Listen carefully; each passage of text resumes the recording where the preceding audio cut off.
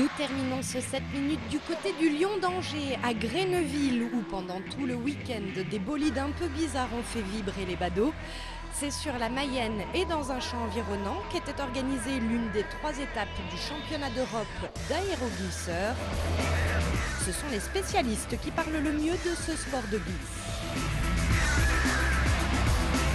L'aéroglisseur, c'est un appareil qui se déplace sur un coussin d'air. En fait, on envoie de l'air sous pression, à faible pression, de l'ordre de 50 kg au mètre carré, qu'il soulève. Et en fait, l'appareil vole sur un coussin d'air, un film d'air.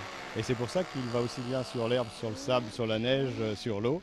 C'est ça qui le fait fonctionner. Et il y a une hélice qui le propulse, qui le fait avancer.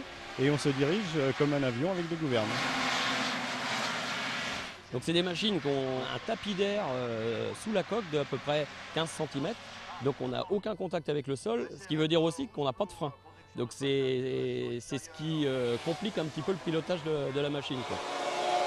Quand on voit les machines évoluer, on a l'impression que ça enfile les bouées d'une façon très facile, alors que le pilote se bat énormément dans la machine justement pour arriver à contrôler l'assiette de la machine. Le pilotage est basé sur la correction de l'assiette en permanence, c'est-à-dire la position de l'appareil sur le sol sur lequel il évolue. Ça peut être sur l'eau avec un peu de vent et l'appareil décolle. Et puis après, évidemment, face aux autres compétiteurs. Donc oui, il faut être compétiteur pour pouvoir faire ce sport. Oui. Ce qui est très agréable, c'est qu'on a des sensations de vol, quoi, en fait. Parce qu'on est vraiment sur un tapis d'air. Et quand, par exemple, sur ce circuitaire, là où il y a quelques bosses, il y a des moments où vraiment on vole, quoi. Donc c'est des sensations très intéressantes.